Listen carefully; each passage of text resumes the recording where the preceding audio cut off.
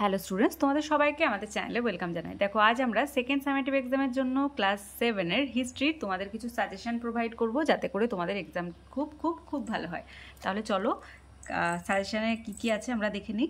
আর suggestion দেওয়ার আগেই বলি যে তোমাদের প্রশ্নবিচিত্রার যে 1 মার্কস আর 2 মার্কসের কোশ্চেনগুলি আছে সেগুলো কিন্তু তোমরা ভালোভাবে পড়ে নেবে।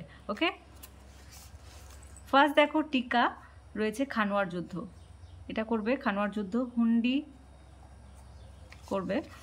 নেক্সট, দাক্ষিণাত্য ক্ষত ব্যাখ্যা করো, ভীষণ ইম্পর্টেন্ট। দিল্লির লালকেল্লা সম্বন্ধে লেখো, এটাও দেখে রাখবে। এর আনসারগুলি আমাদের প্রশ্নবিচিত্রার ক্লাসে করানো হয়েছে, তাই আনসারগুলো খুঁজতে তোমাদের অসুবিধা হওয়ার কথা না। যারা এখনো পর্যন্ত ক্লাসগুলি দেখোনি, মানে প্রশ্নবিচিত্রার যে মডেল কোশ্চেন পেপারের আনসার ক্লাসগুলি, তারা কিন্তু অবশ্যই দেখে নেবে। প্লেলিস্ট চেক করবে, দেখবে প্রত্যেকটা ক্লাসই দেওয়া রয়েছে। পাগলা রাজা কাকে বলে, তুগলুকি কাণ্ড সম্বন্ধে লেখো, ভীষণ ইম্পর্টেন্ট। পাগলা রাজা কাকে বলে। নেক্সট ওয়ান, শেরশাহের সংস্কার ব্যাখ্যা করো, খুব ভালোভাবে এটা পড়বে। শেরশাহের সংস্কার। সুলতানি আমলে জল সংরক্ষণ ও জল সরবরাহ সম্বন্ধে লেখো, এটাও কিন্তু ভীষণ important. Second number of school, Burdwan Raj collegiate school, এই স্কুল থেকে কিছু সাজেশন আমরা দেখে নিই। উলেমা কাদের বলা হয়, সুলোহ ইকুল কি, দিনী লাই বা সুলোহ ইকুল একই, এটা করবে। তারপর 5-এর দাগে চলে আসো। 5-এর দাগের মধ্যে দাক্ষিণাত্য অভিযানের ক্ষত মোগল শাসনের ওপর কি প্রভাব ফেলেছিল, এটা একটা করবে, ব্যাস। থার্ড নাম্বার অফ স্কুল থেকে Chinsurah Deshbandhu memorial high school, এখান থেকে হুন্ডি আগেই বলেছি, তাই আর দাগ দিলাম না।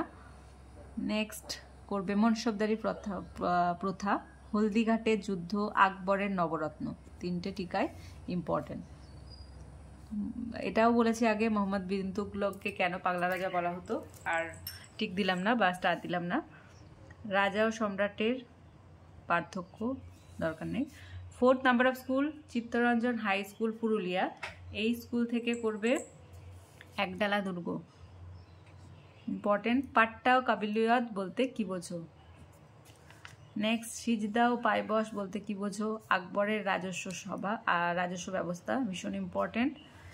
আলাউদ্দিন খলজির অর্থনৈতিক সংস্কার দেখবে। শেরশাহের শাসন ব্যবস্থা, শেরশাহের সমাজ একটা দিলাম শেরশাহ থেকে, শাসন ব্যবস্থার পরিচয় আগেই দিয়েছি। সংস্কারগুলি ব্যাখ্যা করো, এর মধ্যেই এটা কভার করে যাবে। Fifth number school, DH Bharat Sevashram Sangha Pranab Vidyapith HS, এই স্কুল থেকে করবে, বলে দিচ্ছি, ইকতা ব্যবস্থা।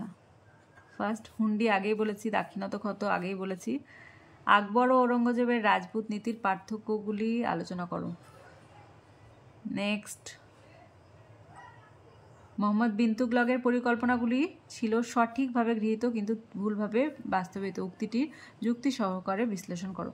দেখো, যাদের প্রশ্নবিচিত্রা আছে তারা দাগ দিয়ে নাও, আর যাদের নেই তারা আগে সাজেশন হিসাবে লিখে নাও। ওকে, তারপর আনসারগুলির জন্য তোমাদের যে প্রশ্নবিচিত্রা থেকে মডেল কোশ্চেন পেপারের ক্লাসগুলি করানো হয়েছে সেখান থেকে তোমরা দেখে নেবে। ওকে,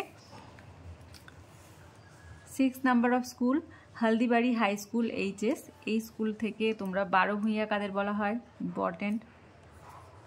নেক্সট, ইকতা কি আগেই বলেছি, ইকতা কিন্তু ভীষণ ইম্পর্টেন্ট। কেন সুলতানরা ইকতা ব্যবস্থা চালু করেছিলেন। মোগলদের রণকৌশল কেমন ছিল। সুলতান ইলতুৎমিশের সামনে প্রধান 3টি সমস্যা কি ছিল। জাবতি ব্যবস্থা, আকবরের ভূমি রাজস্ব ব্যবস্থা কেমন ছিল। সুলতান রাজিয়ার কৃতিত্ব আলোচনা করো। দিল্লি সুলতানের আমলের ব্যবসা বাণিজ্যের বিস্তার, এটা থাক। 7th নাম্বার স্কুল, ঝাড়গ্রাম কুমুদ কুমারী ইনস্টিটিউশন এইচএস, এই স্কুল থেকে করবে। চিরাগি দিল্লি কাকে বলা হয়, কোঠরি বলতে কি বোঝো। জিতল, আকবরনামা, এগুলো কিন্তু ভীষণ ইম্পর্টেন্ট, শর্ট কোশ্চেন হলেও এগুলো বেশি করে দেখে রাখবে। তারপর দেখো, কেন্দ্রীভূত রাষ্ট্র ব্যবস্থা বলতে কি বোঝো। দহশালা বা 10 ব্যবস্থা সম্পর্কে যা জানো লেখো। সিজদা পাইবস হুন্ডি আগেই বলেছি। দাক্ষিণাত্য ক্ষত এগুলো হয়ে গেছে। 8 নাম্বার অফ স্কুল থেকে তোমরা করবে কৃষ্ণনগর গভর্নমেন্ট গার্লস হাই স্কুলের থেকে যে কোশ্চেনগুলি সেগুলো আছে, দেখে নাও। 12 ভূঁইয়া আগেই বললাম। মোহাম্মদ বিন তুগলক মঙ্গল আক্রমণে ঠেকানোর জন্য কি কি ব্যবস্থা গ্রহণ করেছিলেন, ভীষণ ইম্পর্টেন্ট। মোহাম্মদ বিন তুগলক মঙ্গল আক্রমণ ঠেকানোর জন্য কি কি ব্যবস্থা গ্রহণ করেছিলেন। আর শের শাহের শাসন ব্যবস্থা খুব ভালোভাবে এটা তো করবেই, তার সাথে সাথে শের শাহের শাসন ব্যবস্থায় কি কি মানবিক চিন্তার পরিচয় তুমি পাও সেটাও লিখবে। মুঘল আমলে ভারত বাণিজ্য প্রসারের কারণ লেখো। আর মধ্যযুগে ভারতের বিভিন্ন প্রান্তে গড়ে ওঠা কয়েকটি শহরের নাম লেখো, দরকার নেই এটা।